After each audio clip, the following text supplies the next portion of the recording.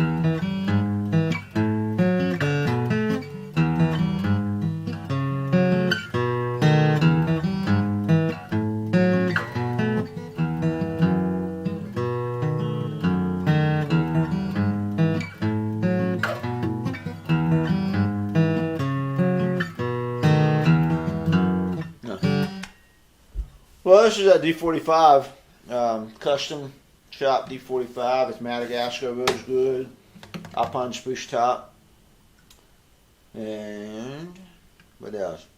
I detailed the work I did to it already in the other video. I started up here. I did got rid of the heavy tuners, put gold waverers on it. Set the nut. The frets are in good shape. I didn't have to do anything there. The neck angle was pretty poor, so I did a neck reset on it, mild neck reset. I used fish glue to put the neck back on, so that's an animal protein glue. I did a good job on that. Took the popsicle brush out and shaved the X braces to make it more like a golden era. On authentic, I took the X braces all the way up to the X. Shaved the rear back braces. I took the stock bridge, took it off, plugged the holes, and increased the spacing from 2 1/8 to 2 1/4. I left the short saddle in place because it was in a good location. I put ebony bridge pins in it, and that's it. It's good. I like it a lot. I like the sound of it a lot. The only thing I don't like are the nickel bronze strings. They're pretty grabby on my fingers. I commented on that before, but trying to do some of these things here, I have to kind of think about them a little bit more. And what I'm doing here is I'm exploring this guitar to see, I always look to see, does it react well to me? And it could react very well. The neck is very nice. The string spacing is very nice. The strings are a little grabby for me. I just need to get used to them. I probably, I like elixirs. I get so spoiled by that smooth feel on them. I was trying to do this. And I'm getting totally distracted by the squeaks. When I get distracted, I can't play. I'm not thinking of it. I'm trying to do reactive. I'm not doing a rote thing where, I'm putting my fingers down there. I'm just seeing, can I actually play this guitar? This one sounds great. I'd change the strings for me personally.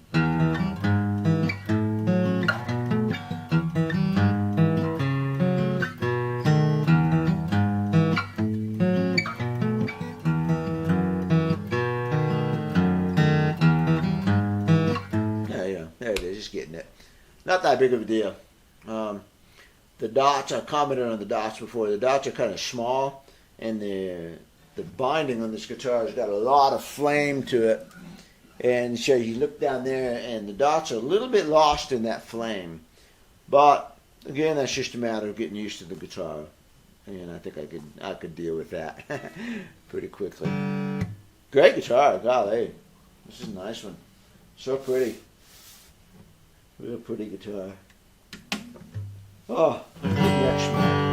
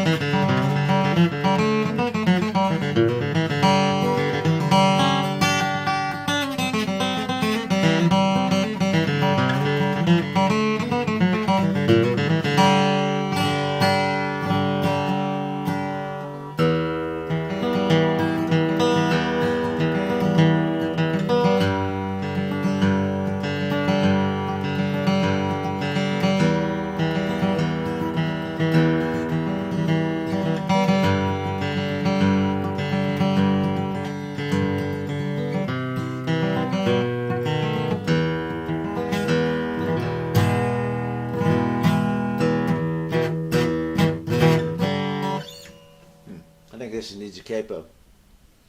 Let's try with a capo.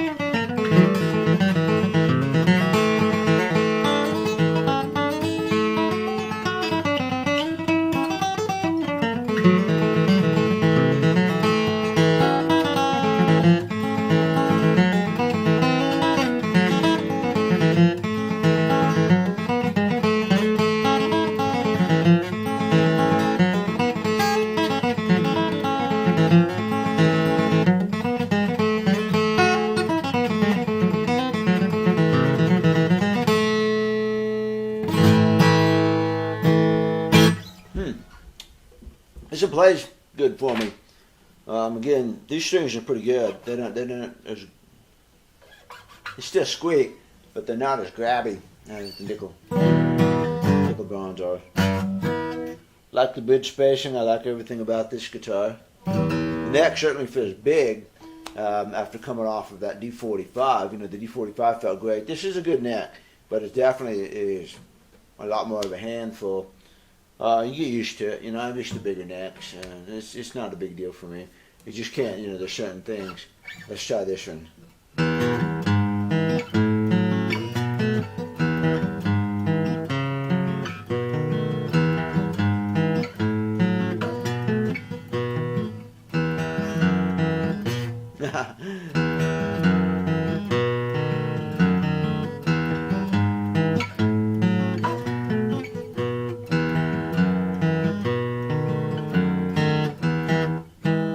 So, you know, that works pretty good. It's more of a stretch, and then certainly swing chords. A little bit more of a open thing, which is not a bad deal, you know.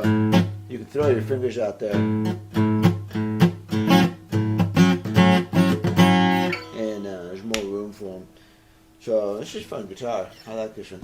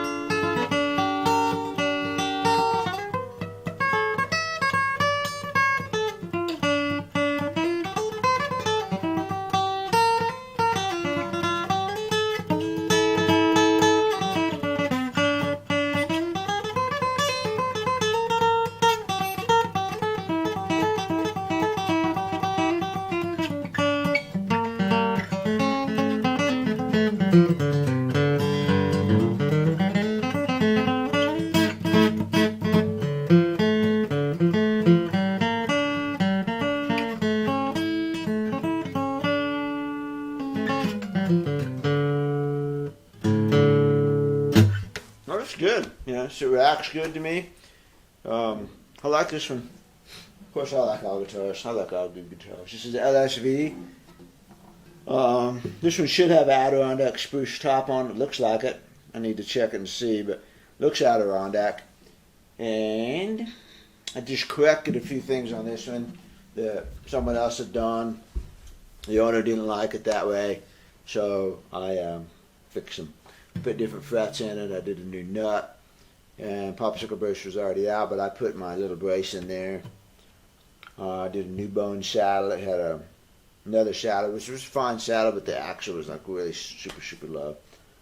Did that. I left the pins alone. The pins are real nice. They're ebony pins. They're cut really low. They sit down nice. And I didn't do a whole lot on this one. You know, most of the frets, and then did a general overall setup. So plays really nice for me. So, I like it a lot.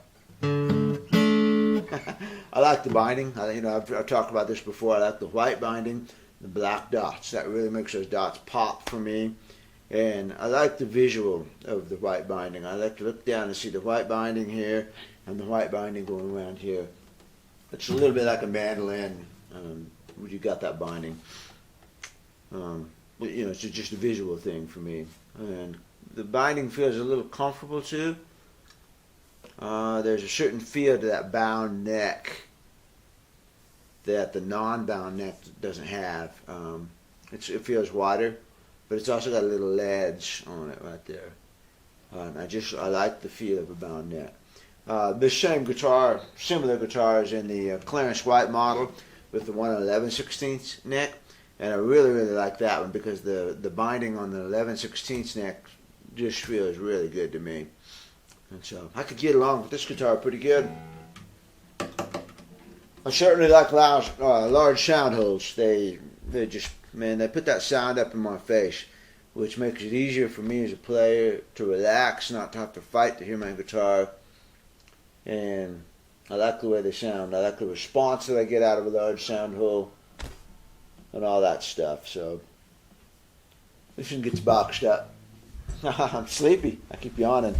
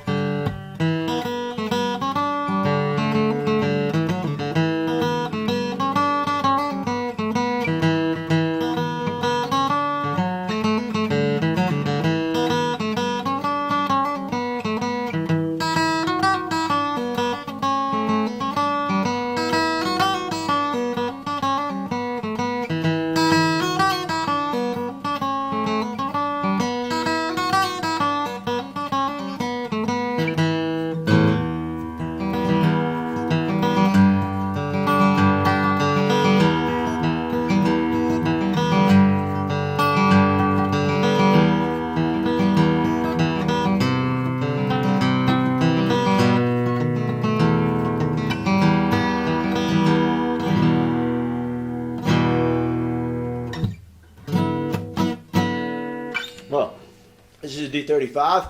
I don't think I've recorded this one yet, although it's been in a couple of the videos. This is the one that I cut the large sound hole on, and that's a video. And this is the one that I used for the bridge slotting. I put bone pins in it and slotted the bridge. And it may have come up in a couple of the other ones, I'm not really sure. I have two D-35s here, and I talked about that too. And they just need slightly different things. The bridge is different on them, but otherwise, and they got different tuners, but this very similar thing, slightly different, you know. But I got them straight finally, I think, and this is the large sound hole version. And I restuck the pickguard on. So let's start at here. I did tuners, and this one's got Gotos. Yeah, it's got Goto tuners, which is a great choice. I love Gotos, you know. I love Gotos and the Grover 18-to-1s. And the Waverleys, are good tuners. But, you know, my personal guitars, a lot of them have these two. The Gotos or the Grover 18-to-1s. Anyway, I put those on there. Gosh, it balances so nice. And I did a bone nut on it. I did 15 stainless steel frets. So at first I did 9. I think this is the one I did 9 on. I did 9, and then I just couldn't get it playing right. The owner of this one, yes, watch a really low action, 85 thousandths of an inch here at the low E. So if you got any buzzes or anything like that, that's my fault. It's a low, slinky action. I could not get the action right with just 9 frets, so I just went ahead and did 15. And now you've got stainless steel all the way up and down. We're good to go, you know. I did that. I'm pretty sure I did a neck reset on it. Popsicle brace. Back braces, of course, are fine. The bridge got scooted. And I made a new bridge with 2 1/4 inch spacing. I think that's right. Yeah, 2 1/4 inch spacing. And short saddle on this one. I restuck the pickguard. I think. Maybe not. I don't remember. The pickguard looks good, okay? It's not cupped, it's not shrunken, it's not doing anything. I don't remember what I did with it. Yeah. Bone pins. I like it. It's gosh, that action is so nice to play, you know. I'm testing the reactive properties of the guitar. Can I play it without having to work too hard at it? And this one's really nice. You know, I noticed the thinner neck coming off the LSV and the D-45, but it's a great neck. It's a really nice taper, soft V, got binding on it, so I can look down here and I see my marks. Very comfortable neck. It just plays great for me. Large sound hole, boom, throwing sound up in my face. And for a D-35, it's very crisp and punchy.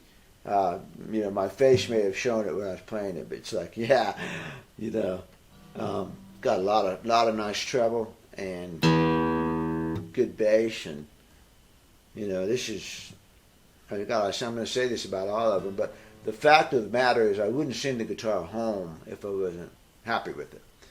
And so basically, if I send the guitar home, it's a guitar that I personally would play, and that's just something like I can't name names, and that's just something that I just wouldn't even be attracted to, you know. But a Martin D, these are all been really good. I could live with any one of them. So far though, there's something about the 70s brashness that I like.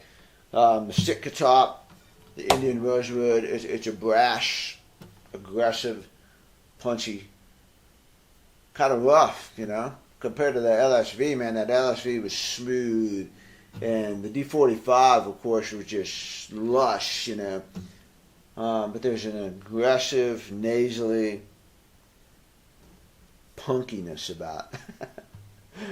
There's a punkiness about a 70s D that I really like, and I also like the fact. I know instinctively I like the fact that it's a malaligned guitar. You know, it's a dog. You know, it shouldn't be good.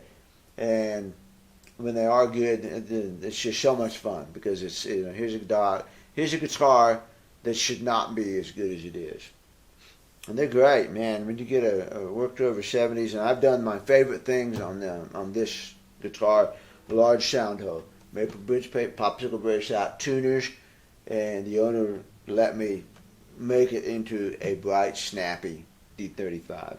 When I do that sound hole on a D-35, it's just one of my favorite things. The only other thing is maybe putting rosewood bridge on it, but I think this guitar's got plenty of snap, and I'm not saying that ebony's good, bad, or anything like that. It's just got a tone to it. But I like the looks of the way everything matches, especially with the black pickguard. You got the black pickguard, the black bridge, the black fingerboards. It's visually a cool looking guitar. Black dots on the pins, and it looks good to me, you know. And I'm sure that comes out in your playing when you do, all those little things combined. So, nice snap.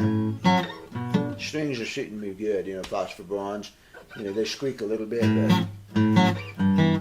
but my initial reaction on playing this guitar is that my fingers go where they want to go.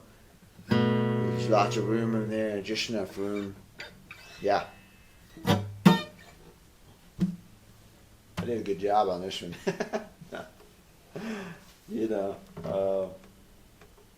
God ought to be pleased with this one. I'd be pleased with all of them, but D-35.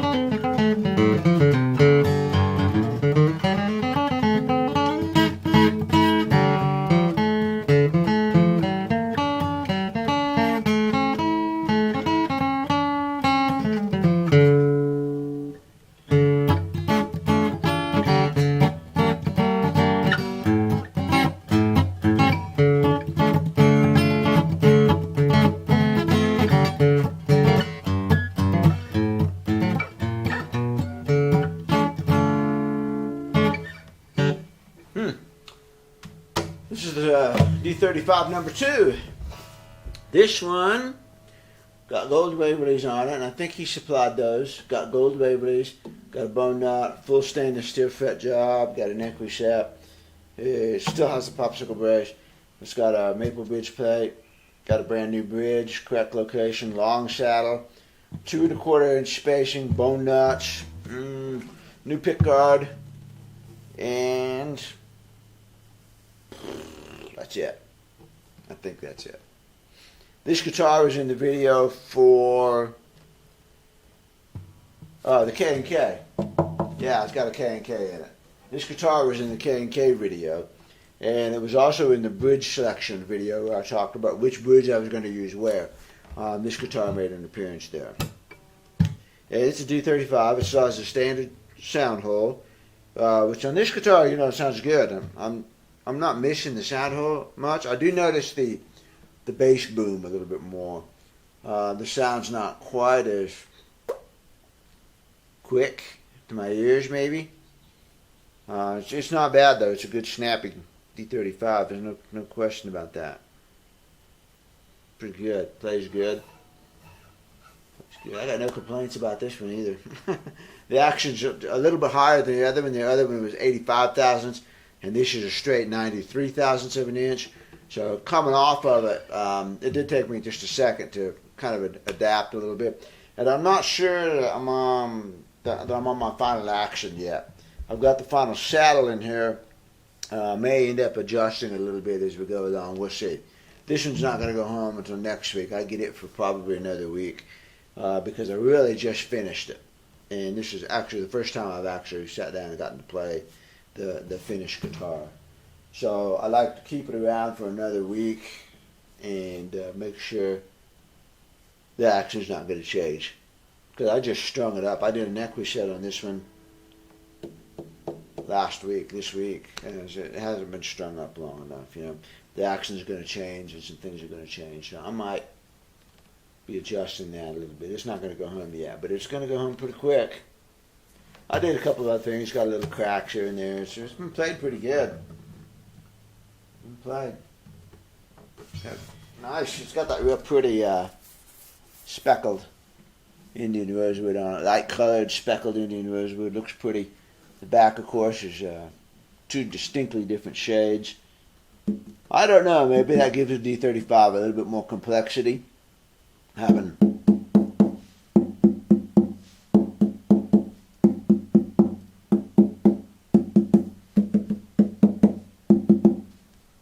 maybe it has 2 different tap tones to it. Gives it a little bit more complexity. I don't know.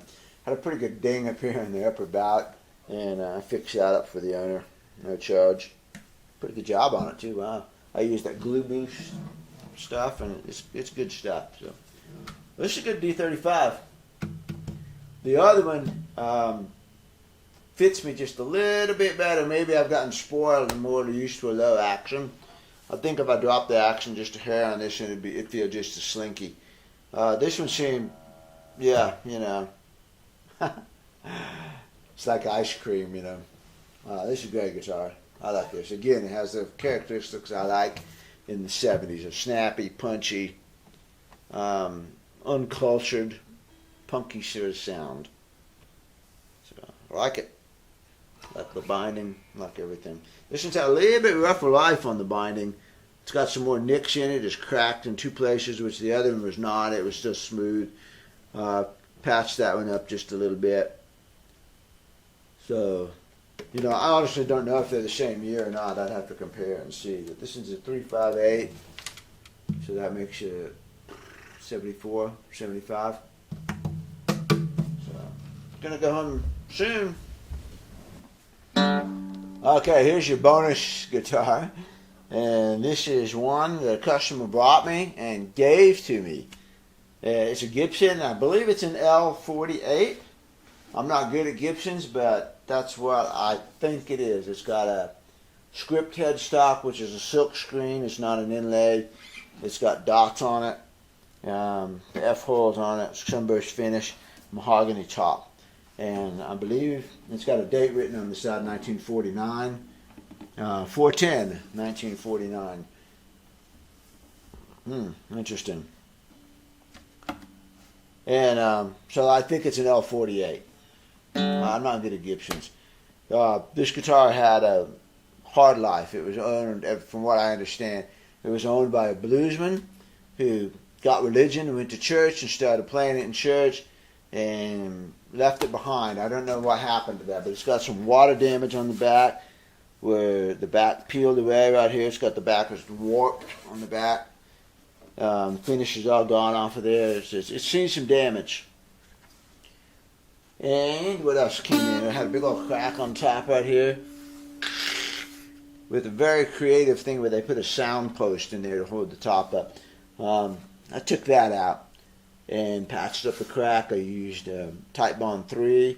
Once the glue is in there, then I shoved wood dust in over the top of it. It makes a matrix of dust and glue, and it's pretty solid. Not budging. I don't know what I'm going to do about the back. I don't know if I'm going to steam that loose and try and make that fit or just leave it alone. I don't know. It's got no frets on it. The frets are absolutely down to the fingerboard up here. No frets. Down here, there's a little bit of fret left. Yeah, but you know, doesn't matter.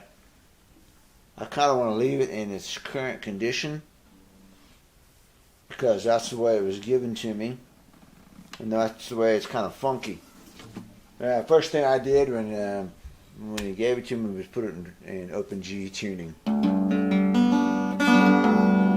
I thought that's where a blues guitar ought to live, you know.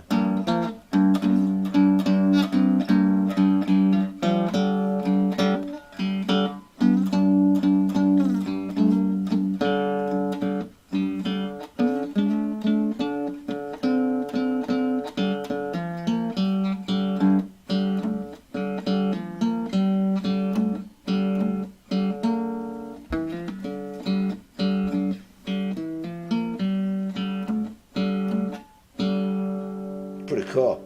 He said, well, you can take it, you can fix it up and do whatever you want with it and sell it or something. I'm not going to sell it. I'd never buy one of these things, you know. But having one walk into the shop, yeah. The neck is really fun. The neck is great. Gosh, it's got a rounded V. What is it, 1 3/4 inch? It feels like a 1 3/4 inch, but gosh, what a great neck. And it's just tons and tons of wear on the back of it. None of it I'm going to touch. All I'm going to do is just get it, make sure it's structurally sound. I haven't changed the strings on it. They're like rusty. I mean, look at that. You know, I was in the other videos I complained about string squeak. I don't know, string squeak is a good thing on this. I'm looking for my slide. I'm going to leave it in open G and play slide on it. The other cool thing about open G that probably everybody with me knows, you know, I don't play rock and roll. I'm not a rock and roll guitar player. I'm late to the whole rock and roll and blues thing, and I've only started playing that stuff very recently when I decided to kind of learn where the notes live. I'll never be a rock player or a blues player or anything like that. All I wanted to know is where do those notes live, because this is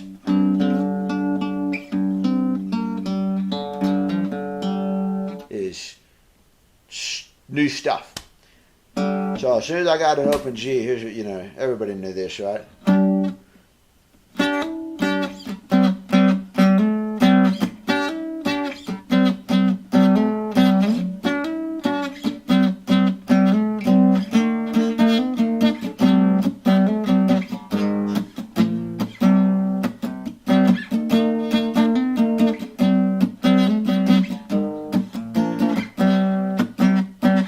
You know.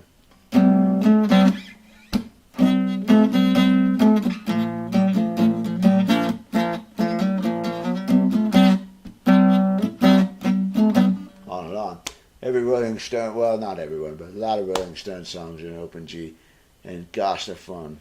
It's a different thing. I don't know where the notes live. I mean, I don't know the names of the notes or anything on that. It's just strictly, that's something to me that because it's a new territory, I try to just go strictly by the ear. You know, how does it sound? What's it sound like? What kind of fun noises can you make out of this thing? And so, and of course, the thing about open G tuning, it's a banjo tuning, so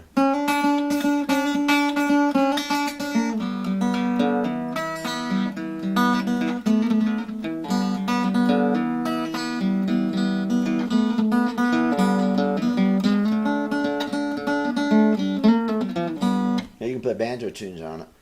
Which to me is really funny to think that Keith Richards is basically playing banjo.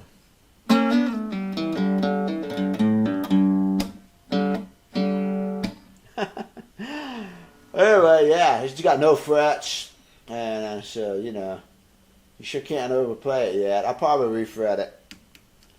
I'll put new frets on it, and nickel silver banjo wire too. You know, I'm going to use the thin stuff on it. Try to really keep the integrity of it. I'm not going to put a pick guard back on it, and I'm probably going to set it up just a little bit high so that I can use slide on it. Where's my slide? Never mind. Nobody wants to hear my bad slide playing. But this is cool, you know. This is way different from the other stuff. And, neat. Huh. Yeah, secretly I wanted one of these. I did a, oh gosh, what was it? The LG, I forgot. Kid's guitar. Local kid had one. It was his grandfather's guitar. He lived in the attic for many, many years. He decided he wanted to try to learn how to play guitar. His grandma let him borrow the guitar. He brought it in here. Kalamazoo, KG-30, 25, the one below Robert Johnson's. Anyway, brought it in here, and the action's sky high on it, you know. It's unplayable. So I did a neck reset on it for him. Set it up. Got it playing for him. Got real nice, super low action with silk and steel strings. Make it really easy for him to play. And I tell you what, I sat around here and played the thing for about 3 or 4 weeks before I gave it back to him. And it's just got such a great, you know, dad Gibson sound on it. And I wanted one, but I didn't want to spend the money. And so, about a year later, this one walks into the shop. And I kind of like it better because of the, you know, the F-holes. The F-holes are cool. And I get some frets on it and play swing on it and play slide on it and mess around with it. So it's cool.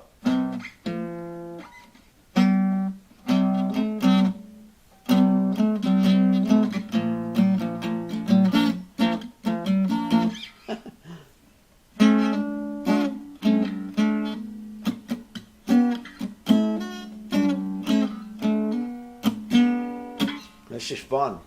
Play noise on it, make songs with it. What did I tell you? This was an L-38, yeah. I guess I should learn Gibson. So. Gibson.